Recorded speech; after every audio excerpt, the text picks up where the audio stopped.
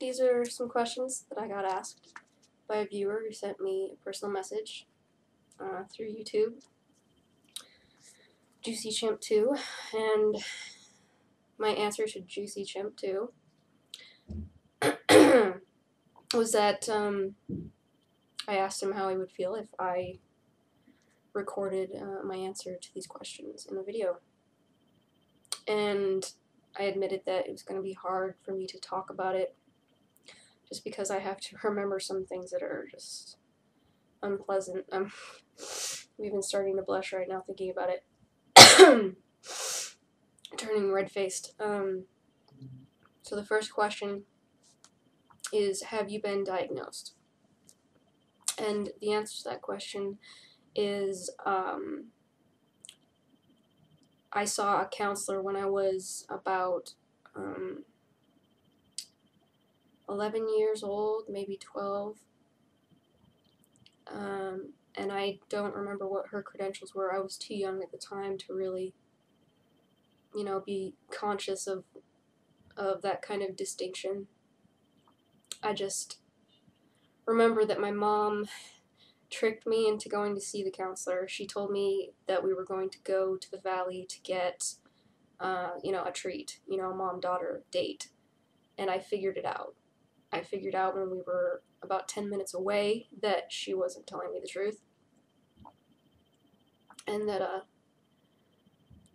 I could tell from her behavior, I could tell from eye contact, body language, tone of voice that she was uncomfortable, and she knew I was going to be unhappy when I figured it out, because she was just so, she was so worried about me, and my mom felt like she needed to do something, she needed to help me, but she knew I would be upset by it.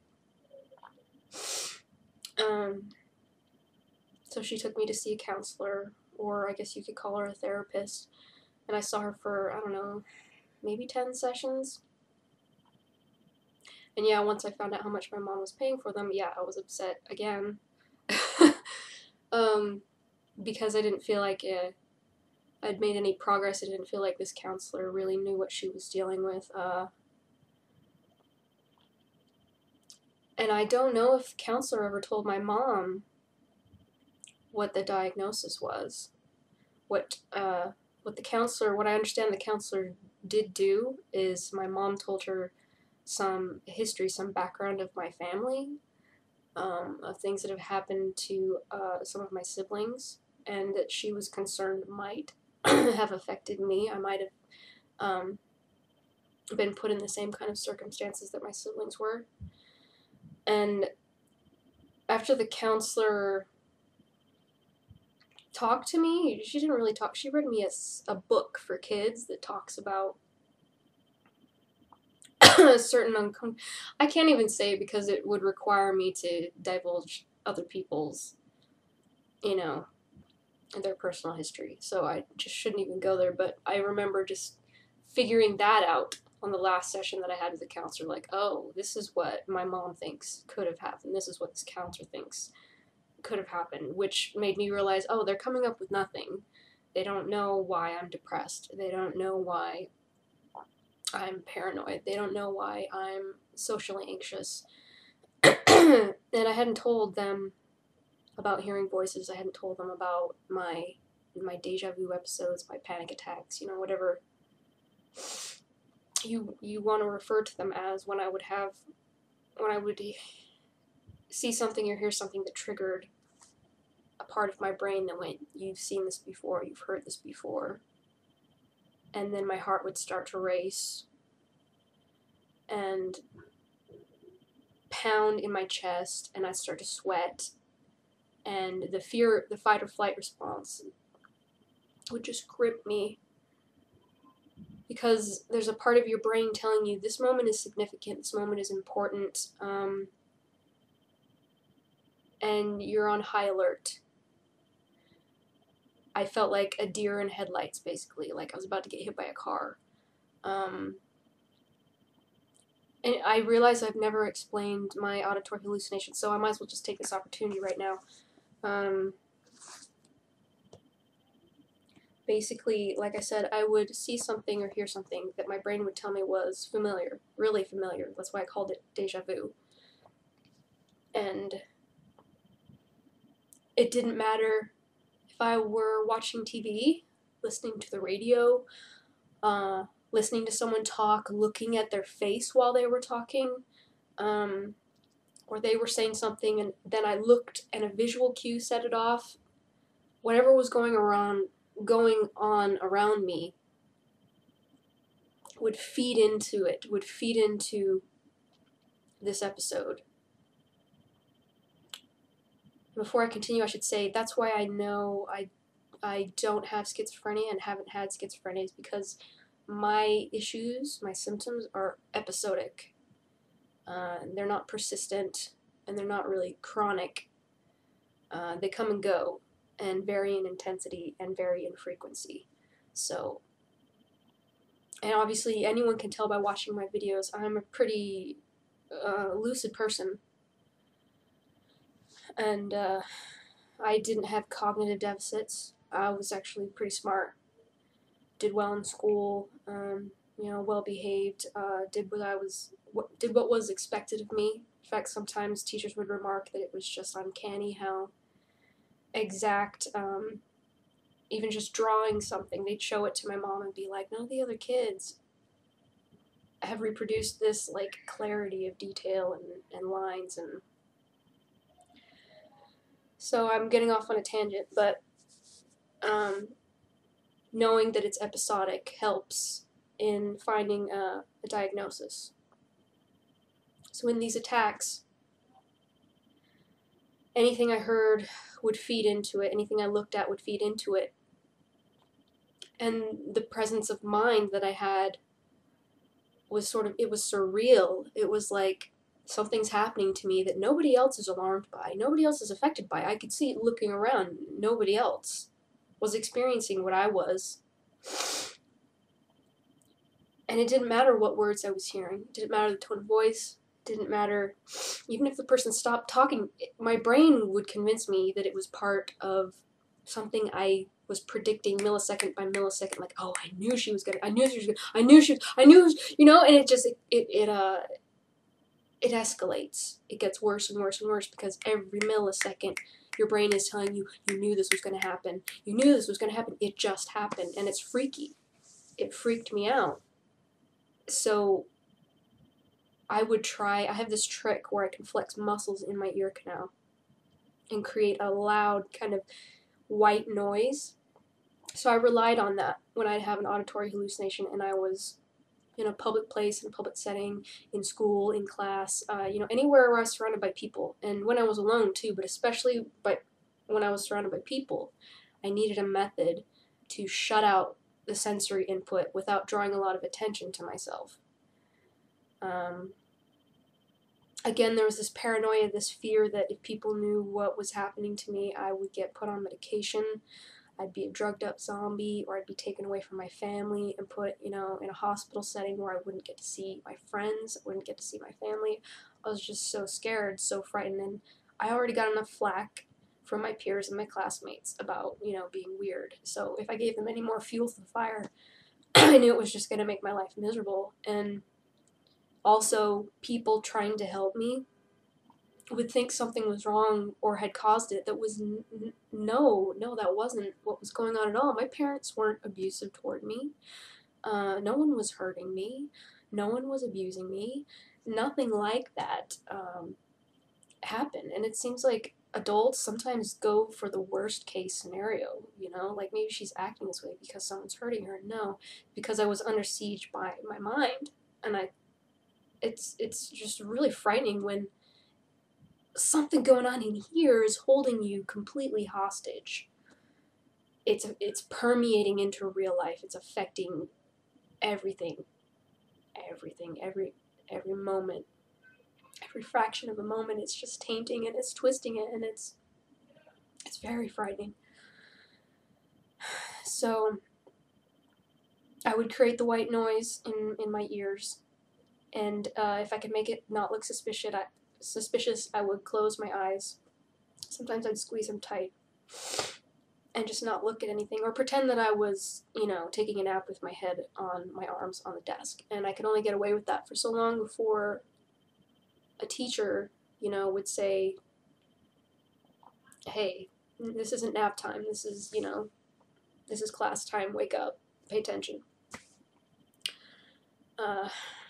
It's just this, to go back to it, this uncanny unrealness of thinking that you're anticipating millisecond to millisecond exactly what's, like, you've heard it millions of times. That's how it felt. Like I've heard this before millions and millions, maybe billions of times. I heard it. It's like a torture. It's scary, it's frightening, and this has happened so many times. I mean, I haven't had an episode in probably over a decade, but when it was happening to me for those about 13 years, there's no way I could really know when it was going to happen. When it would start to happen, I'd know to be aware that for the next few days or week, it was going to happen again. Any number of handful of times it was going to happen during, that particular week. Once it started, I knew that it would just randomly, I knew I was more vulnerable during that week. So I couldn't, but I still wouldn't know when it was going to happen, which is even more just made me even more like on edge and powerless. And like I said, it's a full body response. The whole body, the central nervous system, just everything primed me. So in those moments, I felt just very scared. And I didn't know how long it was going to last, didn't know when it was going to end, and it felt like an eternity.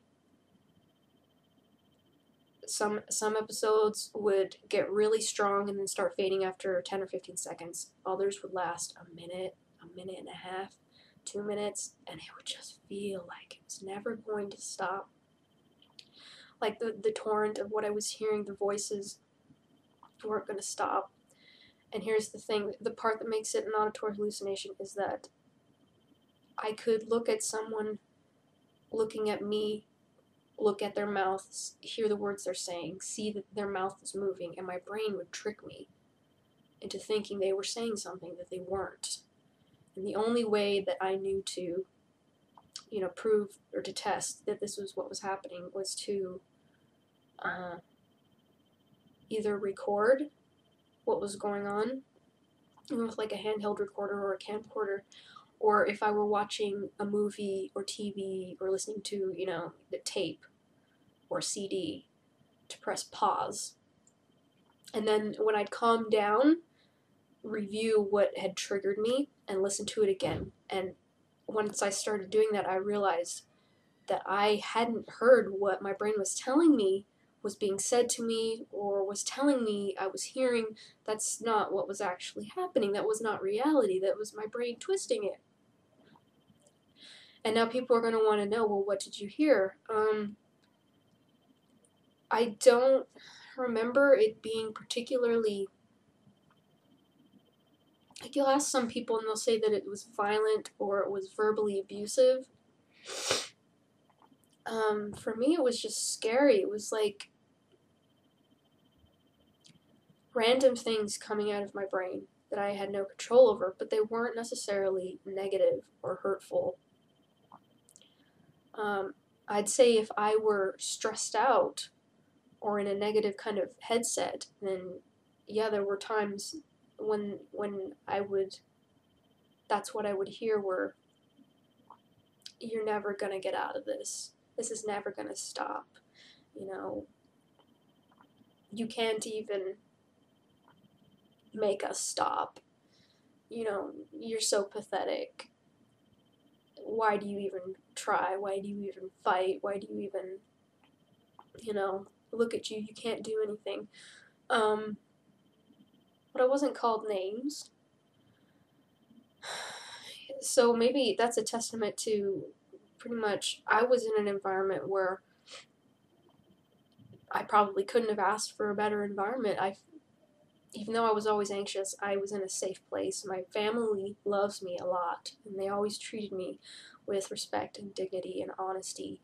And I was never hit by my parents. I was, getting spanked was like the worst thing. But that was it.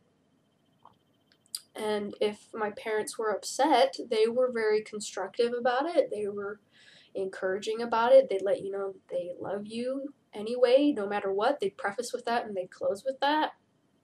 So there's no reason why my auditory hallucinations would be particularly bad. And even then, me saying that makes it sound like, oh, the people for whom it was, must have been in an abusive environment. No, that's not necessarily true.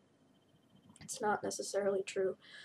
It is probably just a sign that, as elevated as my catecholamines were, they weren't as bad, I guess. They weren't as high or as chronically elevated as probably for some other people. And again, it's episodic. It was episodic for me. So it wasn't, chronically persistent. So I think it covered all of that. If there are things that I'm forgetting now, it's been so long since it's happened to me, thankfully, that really the negative aspects of it have been fading. They've been sort of like, well, that's behind me now, and I don't have to be, afraid of that anymore. I don't have to remember it as this time that in my life that paralyzed me or made me feel strange, made me feel frightened, isolated. I see it as being behind me. So I should probably, I'll probably close this up and answer the second question in the next video.